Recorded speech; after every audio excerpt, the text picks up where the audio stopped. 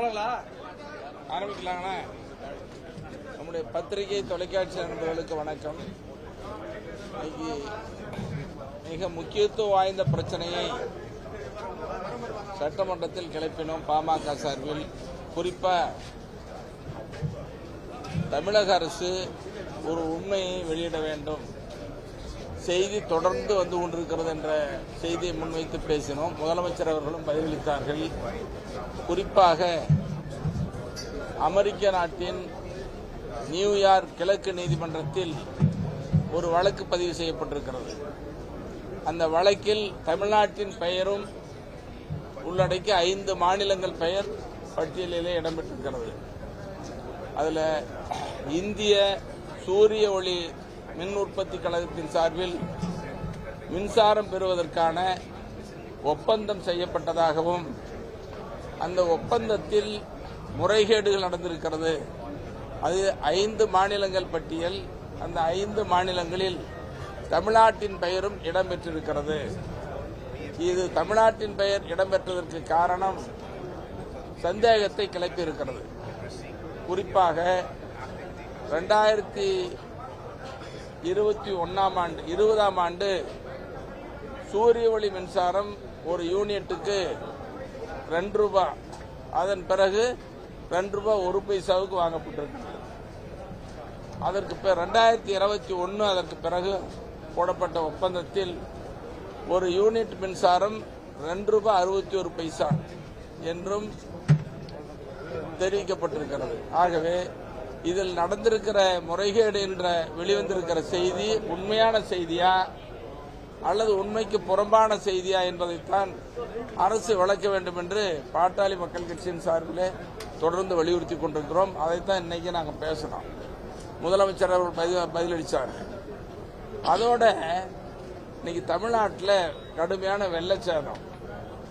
அந்த வெள்ளச்சேதத்தில் வட மாவட்டங்கள் கடுமையாக பாதிக்கப்பட்டிருக்கு. குறிப்பாக சாத்தனூர் அணை திறக்கப்பட்டது. அது இரவு 2:45 மணிக்கு திறக்கப்பட்டது. அறிவிப்பு இல்லாமல் திறக்கப்பட்டு மிகப்பெரிய வெள்ளச்சேதம். சாத்தனூர் அணைக்கு மேலே தென்பெண்ணை ஆற்றின் கரையோரம் கிருஷ்ணகிரி மாவட்டத்தில் போச்சம்பள்ளி அந்த பகுதியெல்லாம் பாதிப்பு. சாத்தனூர் அணைக்கு கீழே திருவண்ணாமலை மாவட்டத்தினுடைய சில பகுதி, கள்ளக்குறிச்சி மாவட்டம், கடலூர் மாவட்டம், விழுப்புரம் மாவட்டம், இந்த மாவட்டங்கள் கடுமையாக பாதிக்கப்பட்டிருக்கிறது. முதலமைச்சர் உள்ளிட்ட அமைச்சர்கள், நடுவண் அரசின் குழு எல்லாம் வந்து பார்வையிட்டு இருக்கிறாங்க. பார்வையிட்டு விட்டு அதற்கு நிவாரணம் வழங்கப்படுகிறது. இந்த நிவாரணத்தில் மிகப்பெரிய அநீதி இழைக்கப்பட்டிருக்கிறது. ஏன் இந்த பாகுபாடு என்ற கேள்வி எழுப்பியிருக்கிறோம். இப்போ மறுபடியும் சட்டமன்றத்தில் பேச போறோம். என்ன பாகுபாடுன்னா, 2023 கடந்த ஆண்டு இதே போல டிசம்பர் மாதம் கனமழை வெள்ளச்சேதம் சென்னை சுற்றி இருக்கிற பகுதிகளுக்கு. இங்கே வெள்ளச்சேதத்துக்கு ஒரு குடும்ப அட்டைக்கு வீட்டுக்கு ரூபாய் 6000 நிவாரணம் வழங்கப்பட்டது. பாதிக்கப்படாத அடுக்குமாடியில் இருக்கிற வீடுகளுக்கு கூட குடும்ப அட்டைக்கு 6000 வழங்கப்பட்டிருக்கிறது. ஆனால் இப்ப கடுமையான வெள்ளச்சேதம். ஒரே நாளில் 51 சென்டிமீட்டர் மழை பெய்திருக்கிறது. இதில் பாதிக்கப்பட்டது விழுப்புரம், கள்ளக்குறிச்சி, திருவண்ணாமலை, கடலூர் போன்ற 4 மாவட்டங்கள். ஆனா அங்கே வீடுகளுக்கு குடும்ப அட்டைக்கு பாதிக்கப்பட்டவர்களுக்கு குடும்ப அட்டைக்கு வெறும் 2000 தான். ஏன் இந்த பாகுபாடு?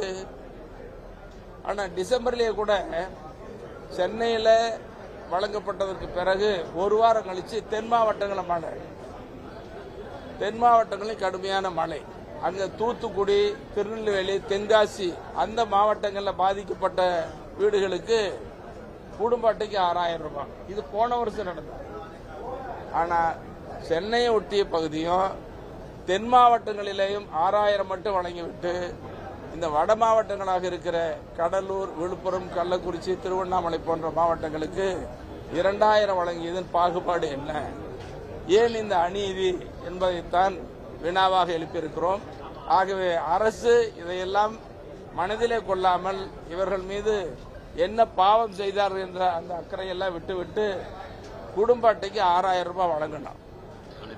உதாரணத்துக்கு விழுப்புரம் மாவட்டத்தில் மயில சட்டமன்ற தொகுதியில் 51 சென்டிமீட்டர் மழை பெய்திருக்கு ஒரே நாளில் ஒரே இரவுல. ஆனா ஒரு வீடுகளுக்கு கூட இழப்பீடு வழங்கல. இது எவ்வளவு பெரிய அநீதி. இதைத்தான் பாட்டாளி மக்கள் கட்சியில வலியுறுத்தி கேட்டுக்கொண்டிருக்கிறோம். இந்த பாகுபாடு கூடாது, எல்லோரையும் சமமாக அரசு பாவிக்க வேண்டும் என்று வலியுறுத்தி. அதானி விவகாரத்தில் முதலமைச்சரோட பதில் உங்களுக்கு திருப்தி அளிக்கிறது?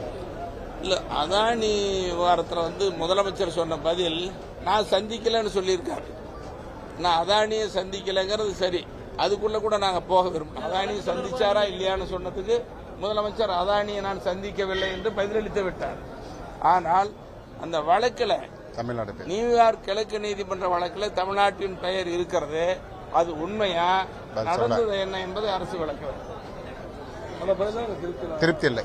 நாடாளுமன்ற கூட்டுக்குழு விசாரணைக்கு பாமக வலியுறுத்தணும்னு சொல்லியிருந்தாங்க. இது தொடர்பாக உங்க நிலைப்பாடு என்ன? அதாவது நாடாளுமன்றமா இருந்தாலும் சரி, சட்டமன்றமா இருந்தாலும் சரி, பாட்டாளி மக்கள் கட்சியை பொறுத்த வரையில எந்த பிரச்சனையாக இருந்தாலும் நல்லது நடக்கும் பொழுது அதை வரவேற்க தவறியதே இல்லை. இப்படிப்பட்ட முறைகேடு அல்லது பிரச்சனைன்னு வரும் பொழுது கட்டாயம் சொல்ல தவறுவதும் சுட்டிக்காட்டவும் தவற மாட்டோம், இனியும் தவற மாட்டோம்.